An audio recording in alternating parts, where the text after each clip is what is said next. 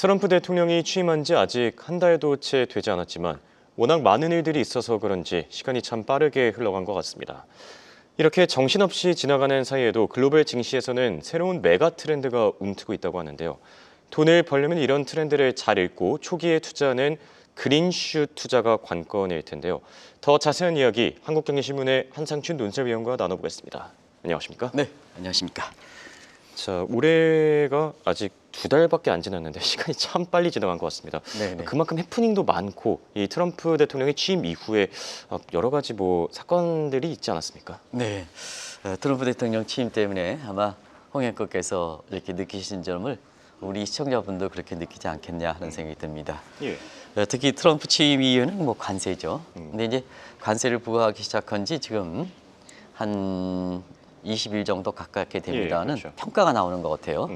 아마 지난주에 그 외신들의 평가가 나와서 예. 당초 예상보다 강하지 않다. 아. 이런 쪽의 평가들이 좀 많이 나오고 있습니다. 그렇죠. 이 방송을 통해서도 이 국내 언론이라든가 일부 전문가들이 트럼프의 관세를 때리면 한국 경제라든가 증시에 무너지는 것처럼 하는데 그렇지 않습니다 하는 말씀을 계속해서 이렇게 전해드렸습니다. 역시 지금까지 나온 이렇게 관세 조치에 따라서 예상보다는 상당히 좀 강하지 않다. 그럼 그 내용들은 아마 시청자 여러분한테 잠시 좀 논리 정제를 위해서 멕시코, 캐나다 25% 관세 이건 한 달간 유예됐죠. 유예됐죠. 그리고 대중 추가 관세 10%는 당초 예상보다 상당히 좀 낮고요. 그렇죠.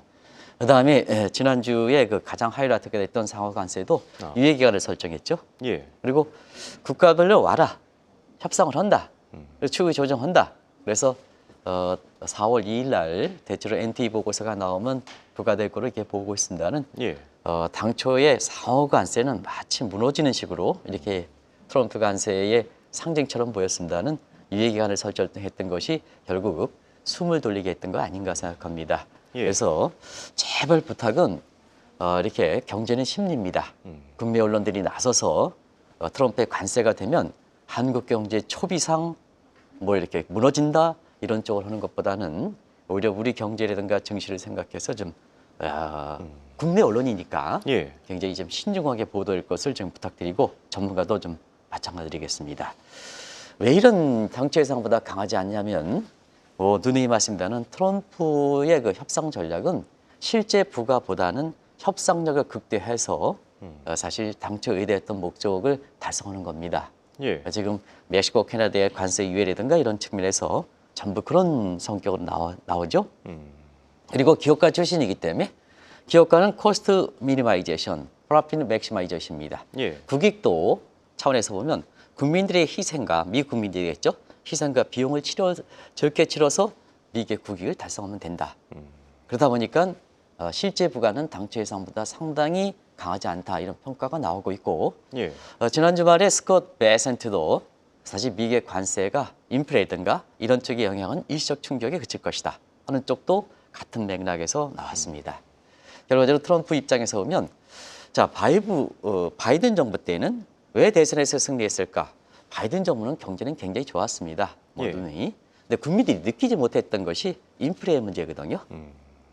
근데 그거를 차단시키겠다 해서 대통령이 당선된 요인 중에 하나입니다. 근데 관세 부과에서 굉장히 강화해서 본인이 대통령 당선할 때 라이브 리세션 관련해서 인플레 부분이 다시 불거진다면 본인이 자충수를 맞는 거거든요. 그렇죠. 그래서 인플레 재발을 의식한 게 아니냐. 또 인플레 재발을 의식했다면 트럼프가 나서서 미국의 강달러라든가 보금리를 잡겠다. 한쪽도 말씀드렸습니다.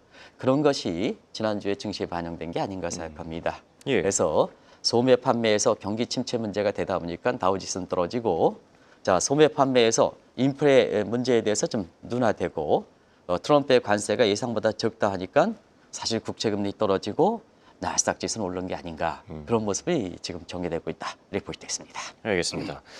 자, 이렇게 곳곳에서 많은 변화들이 감지되고 있는데요. 세계 경기부터 당초 예상보다는 다른 움직임을 보이고 있지 않습니까? 네, 세계 경기에 보면 대부분 예측관들이 그랬습니다. 작년 말까지 내놓은 세계 경기의 모습 보면 물가는 안정 추세가 지속된다. 경제 성장률은 안정적이다. 증시 입장에서는 골디락스죠. 그렇죠. 물가가 떨어지고 성장이 안정적 성장이라면 골디락스죠. 그런데 왜 이렇게 미국 증시가 주춤할까 하는 측면은 실제로 지금까지 이렇게 보면 경기가 둔화되고 있습니다. 물가는 거꾸로 올라가고 있습니다. 스태그플레이션 내지는 준스태그플레이션 보이거든요. 예. 아마 이게 포트폴리오를 이렇게 변화시키는데 가장 큰 매크로의 움직임이 아닌가 생각합니다. 그래서 이 시간을 통해서 아마 우리 그 홍영거께서 예. 이게 마켓워치의 내용들을 척 해서 지난번에 발음이 좋은 거 가지고 이렇게 해석했습니다는 자, 미국 경제가 스태그플레이션 조짐이 보인다. 예. 근데 소매 판매 이후에 더 강해졌죠. 그렇죠. 그 내용을 자막을 통해서 같이 한번 보도록 하겠습니다. 작년에 미국 경제가 사실 4분기 성장률이 직전 분기 3분기에 3.1% 대비해서 2.3% 굉장히 떨어졌습니다. 예. 그리고 그 이후에 올해 1분기의 성장률에 미국의 총수항목별 기여도에서 민간 소비에 차지하는 대표 지수가 소매 판매 아니겠습니까? 그렇죠. 소매 판매가 작년 12월에 플러스 0.7에서 1월 달에 마이너스 0.5로 급락했습니다. 물론 이것이 산불 피해라든가 뭔가 계절적 요인이 있긴 합니다는 예. 사실 2월, 3월 1분기의 성장률이 자 1분기의 GDP 기여도의 약 70%를 차지하는 게 마이너스 0.9로 나온다면 2월 달, 3월 달 두 달이 회복된다 하더라도 성장률이 1분기의 성장률이 직전 분기 즉 4분기의 성장률보다는 높게 나오기는 힘들지 않겠느냐 하는 이런 생각이 이렇게 나오고 있습니다. 자, 그러면 성장률 들어갑니다.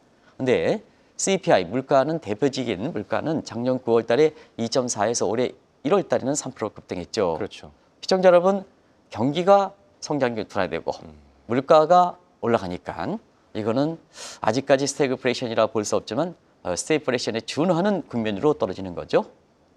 투자는 미래입니다. 앞으로 어떻게 될 것이냐 하는 측면에서 이런 조짐이 하나의 트렌드가 변하는 것이 아닌가. 정도차가 있지만 일본이라든가 유럽이라든가 한국도 마찬가지로 준스태그플레이션 현상이 빠진다. 네. 그럼 이번 주에 금통위가 있는 하는 입장에서도 어디에 중점을 하시자. 경기 침체면 금리를 내리겠지만 예. 물가가 재현되는 조짐. 우리도 1월 달에 1.75에서 2%로 올랐거든요. 그러면 물가를 잡겠다 하면 금리 인하가 어렵겠죠. 고민이 많은 겁니다. 그래서 예. 경기 진단, 그다음에 금리 인하 모델 같은 통수권자와 중앙은행 총재 간의 혼선을 빚고 있는 것도 최근의 상황이다. 하나의 흐름이다. 이렇게 보였습니다. 네. 자, 이렇게 당초 예상과는 다르게 글로벌 경제 자체가 조금씩 위축되고 있는 모습을 나타내고 있는데 국가별로 증시 명암도 상당히 갈리고 있거든요. 네. 특히 올해 탈중국 현상이 더 심해지고 이 중국을 대체해서 알타시아가 부각되고 있지 않습니까? 네. 지난 주말에 사실 개인적 차원에서 강의를 이렇게 하다 보니까 거기서 예. 그런 얘기를 하더라고요. 중국 경제에서 어떻게 되는 거냐? 왜 이런 얘기를 하냐면 경제와 예. 증시와는 따로 놀기 때문에 디커플링 현상 때문에 그렇다고 됐습니다. 경기는 어렵습니다. 그래서 중국으로부터 이탈 현상이 기업들의 이탈 현상이 심하고 계속했는데요. 작년과 지금과 좀 다른 점이 있습니다.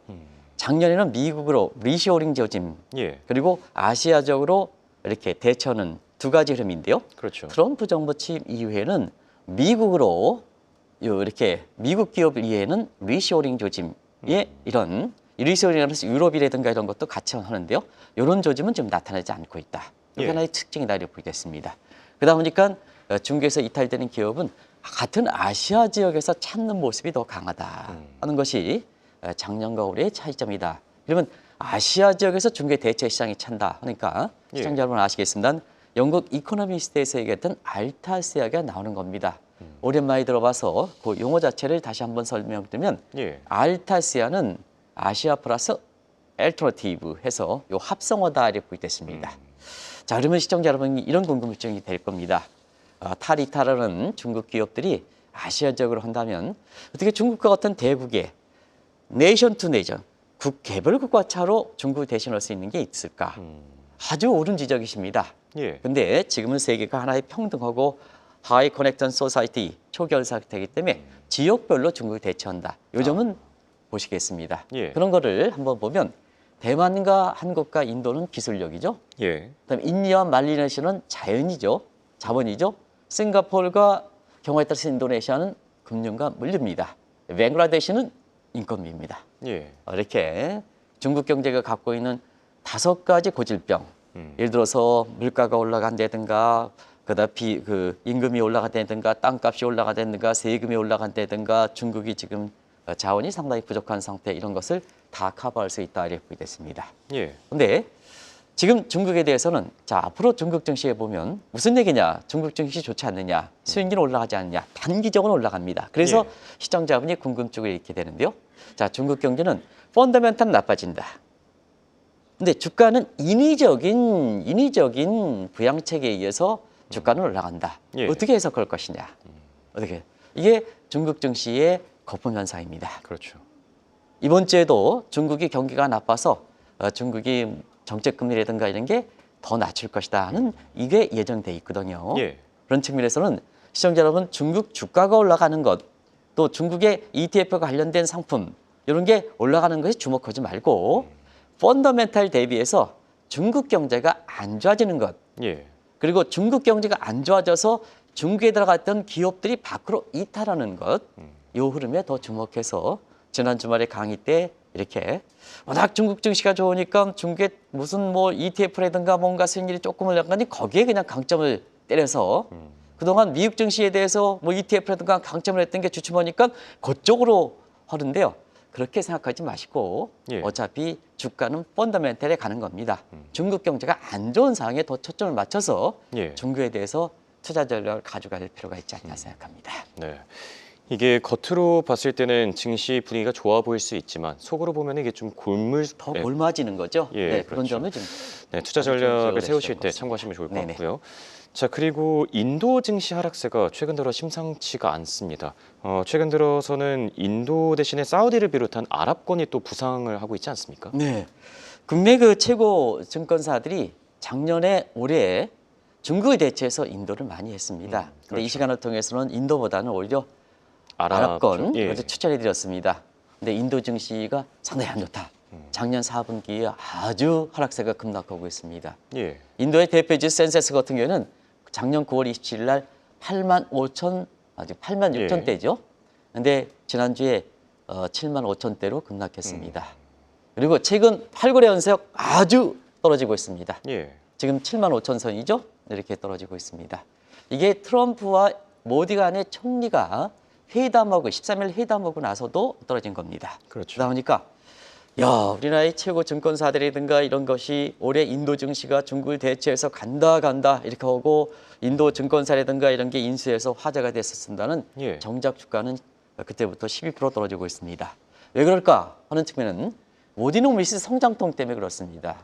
모디가 작년에 연임을 해서 샘열을 해서 가고 있습니다는 초기에 신선한 효과가 많이 떨어지고 있다는 얘기입니다. 그리고 인도에 이렇게 인구가 괜찮냐? 지금 인구가 IT라든가 그다음에 사실 인공지능 때문에 우리도 뭐냐? 우리도 국내 증권사가 전부 디지털화이기 때문에 사람 잘라냈죠. 인구가 뭐냐? 인도의 인구가 만든 것이 결국 인도의 향후의 경제 성장률을 올려가는 요인이 아니라는 얘기입니다. 아. 디지털 인공지능으로 바뀌고 있으니까. 예. 바뀌고 있으니까. 이게 점을 염두에 두실 필요가 있지 않냐 생각합니다. 그러네요. 그리고 지금 3년이 되니까 아무래도 정치권이 기득권에서 반발이 있을 수밖에 없죠. 그래서 내려간 뒤 기존 정치권의 기득권 세력, 그다음에 카스트에 있어서 최고의 위치는 브라멘 계층의 저항이 의외로 세게 나오고 있습니다. 그리고 모디 총리도 3년이 되면 초기 단계에서는 사실 그 모디노믹스 같은 화폐 개혁이라든가 이런 틈에 신선한 혁자가 있었습니다는 지금 3년이 되니까 새로운 정책을 내놓지 못하고 있습니다. 아. 그러다 보니까 이 요인이 겹쳐서 결과적으로 인도도 글로벌 사우스도 이제 글로벌 사우스 때 인도가 선두권이 되다가 지금은 아랍이라든가 이런 쪽으로 간다. 자, 지금 아랍 쪽은 어떠냐? 사우디는 빈살만에서 2030 이렇게 르네상스 예. 계획을 추진하고 있습니다. 그리고 이스라엘과 사우디와 미국의 트럼프 간의 순위파를 복궁해서 이란과 이라크 같은 순위파를 시아파를 뭉개고 하려고 했습니다. 그리고 이스라엘과 팔레스타인 간의 종전 때문에 예. 중동에 다시 개발 붐이 있습니다. 이런 측면에서 아랍권 쪽으로 글로벌 그러네요. 사우스가 재편되는 것도 염두에 두실 필요가 있다는 것을 말씀드리겠습니다. 네.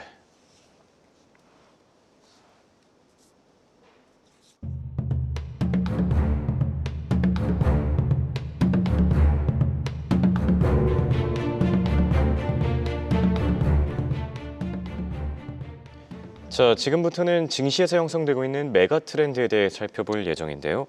올해 들어 미국 증시가 생각보다 더 많이 주춤거리고 있지 않습니까? 네. 많이 주춤해서 아마 시청자분도 굉장히 많이 그 질문을 해주시는 것 같아요. 지난 예. 주말에도 강의 때 이렇게 주춤하는데요. 의외로 이 문제는 계속해서 말씀드려서 작년 말이 미국 증시가 피크다. 차익 실현을 해라. 한국과 이러한 국가로 균형을 가질 필요가 있다는데 그 흐름이 그대로 나타나고 있습니다. 예. 미국 증시요. 작년까지로도 굉장히 다른 국가 비교할 수 없었죠. 그런데 그렇죠. 최근에는 유럽과 증시적 측면에서는 중국과 한국이라든가 이런 국가로 대처하는 움직임이 뚜렷하다 이렇게 됐습니다. 예. 올해 들어서는 이렇게 미국 증시에 버금갈 수 있는 국가가 어디냐. 작년까지 이런 흐름이 됐고 그게 대세였습니다. 근데 올해 들어서는 사실 역전 현상이 나타나고 있죠. 대표적으로 지난 주말에도 지수 가지고 얘기했습니다는 변동된 사실 가지고 더 얘기하겠습니다. 자, 지난해 가장 잘 나갔던 게 미국 증시입니다. 예. 가장 부진했던 게 한국 증시입니다. 서로 역전되고 있죠. 그렇죠. 그래서 코스피라든가 코스닥 상승률은 나우라든가 나스닥 상승률에 비해서 지금 월등히 높다는 것을 말씀드리겠습니다. 한 가지만 더 말씀드리겠습니다. 우리나라의 국가 신용 등급도 괜찮다. 그리고 원달러 환율도 1477원에서 지금은 1337원대, 30원대까지 지금 보이고 있습니다. 근데 시청자 여러분, 우리의 계엄이라든가 이런 측면의 CDS, 크레딧 디폴트 스왑 금리 대외 지표인데요. 이것이 계엄 이전 수준은 12월 2일 이전 수준으로 다 복귀했습니다. 예. 다 복귀했습니다. 이런 측면에서 그 요인들을 아마 잘 보실 거로 이렇게 생각합니다. 그래서 너무 미국 증시의 작년까지의 어떤 쏠림 현상에서 이렇게 한국 증시뿐만 아니라 유럽도 요새 수익률이 사실 미국보다 낮습니다. ETF라든가 그렇죠. 예. 이런 측면에서 좀 균형을 가질 필요가 있다는 것을 말씀드리겠습니다. 주가적 측면만 그러느냐 하면 예. 대표 지수가 이렇다 보니까 각종 금융 상품도 특히 ETF 상품도 미국과 관련된 ETF 상품보다 물론 종목에 따라서 다르겠죠. 예. 평균적으로 보면 한국과 관련 ETF 수익률도 꽤 괜찮다는 것을 말씀드리겠습니다. 그래서 미국의 쏠림 현상을 균형을 가지실 필요가 있다는 것을 다시 한번 말씀드리겠습니다. 네. 상황이 이렇다 보니까 M7의 위상도 많이 추락했다라는 이 평가들이 나오고 있거든요. 실제로 뭐 M7이 L7으로 전락했다 이런 얘기를 또 전해주셨고 앞으로는 새로운 M7에 주목해야 되지 않겠습니까? 네, 사실은 작년부터 M7은 너무 고평가되어 있다. 그래서 미국의 자체적으로 보면 비상장 쪽으로 가지 않느냐 하는 예. 쪽도 말씀드렸습니다. 그래서 거기에 잘하는 우리나라의 그 미국의 비상장이라든가 이런 걸 그렇죠. 잘해서 국내에서 이렇게 선두주자라는 에어파스너스라든가 이런 쪽도 제가 한번 말씀드렸던 예. 상황인데요. 그 흐름이 그대로 나오고 있다는 것을 말씀드리겠습니다. 자, 이 내용은 아마 시간 반복해서 전해드립니다. 그래서 M7이 L7이다. 이걸 M7의 창시자인 마이클 하네트가 얘기해서 더 충격적이다 하는 것을 말씀드리는데요. 예. 2주 전서부터 빅테크, 메인 빅테크가 나와서 안 좋았었고요. 가이던스가 안 나왔고요. 그다음에 한 주 전인가요? 이 방송을 통해서 어떤 분이 지난주에 마이크로 코인베이스라던 예, 게 슈퍼마이크로 이런 컴퓨터도 슈퍼마이크 이게 예. 실적이 괜찮으면 좀 커버하지 않겠느냐. 커버하지 못했죠. 코인베이스 같은 경우에도 실적이 좋게 나왔습니다는 주가는 8% 이상 그대로 떨어지지 않습니까? 예. 그래서 전반적인 놓고 볼 때는 왜 그럴까? 이 문제입니다. 결국 수익 증가입니다. 2023 4분기에 56%입니다. 작년 4분기에 22.3%입니다. 거의 이제 빅테크는 마무리됐습니다. 이럴 때 저거 대비해서 30%포인트가 1년 만에 수익률 증가율이 떨어지지 않습니까? 결과적으로 보면 트럼프 취임 이후에 M7이 그동안 주의됐습니다는 비상장 M7으로 됐다. 이 비상장 M7은 미래에 이렇게 복합되는 거죠. 예. 그래서 이 내용을 좀 한번 보겠습니다. M7 종목에 대해서는 다들 아실 겁니다. 근데 비상장 미래 M7은 뭐냐 하는 측면은 아마 홍앵커도 아마 한국경제TV에 아마 속보를 해서 예. 아마 이렇게 지난 주말에 냈던 걸로 보는데요. 미래 M7을 자막을 통해서 제가 다시 한번 말씀드릴게요. 예. 스페이스X, 오픈 AI, 스퀘어 AI, 데이터브릭스, 그렇죠. 메토닉스, 스트라이프, 리플링 여기에 주도주가 바뀌고 있다. 그래서 말씀드리겠습니다. 네. 증시 상황은 이렇고 이 국채 시장과 외환 시장에서도 저희가 몇 차례 이제 진단해 드리긴 했는데 미국 국채 투자와 엔화로 미국 국채를 투자하는 것도 매력이 갈수록 떨어지고 있지 않습니까? 네. 이 대목은 예상원들이 그대로 나와서 지금과 금과 같은 거는 간단히 좀 예. 이렇게 줄이도록 하겠습니다. 사실 올해 들어서 미 국채, 엔화로 미 국채는 손실폭이 크고 있습니다. 왜 그럴까? 작년 9월 달에 국내 증권사들이 추천을 잘못했죠. 작년 9월 달에 점도표를 밑에서 VIP 고객 대상으로 올해 4차례 되니까 자, 금리 인하다. 즉 채권 가격이 올라간다. 그래서 미 국채 투자해라.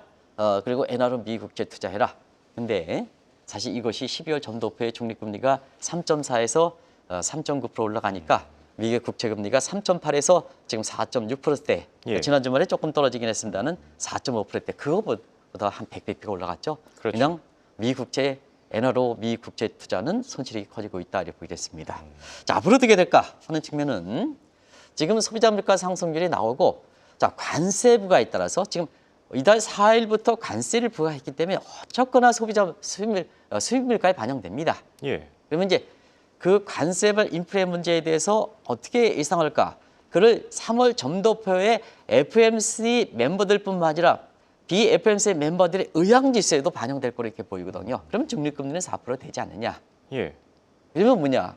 그리고 채권이라든가 미 국채라든가 엔화로 미 국채 투자하는 것은 사실 지금보다 회복되기는 어렵지 않느냐. 그래서 제가 신중하게 얘기했습니다. 좀 너무 과하게 미국의 국채, 엔화로 미국의 국채 투자하는 비중을 좀 낮춰서 좀 다른 것과 제가 아주 조심스럽게 얘기하는 겁니다. 예. 저는 과감하게 좀 미국채 투자하는 것보다는 오히려 회사채 투자하는 게 낫습니다.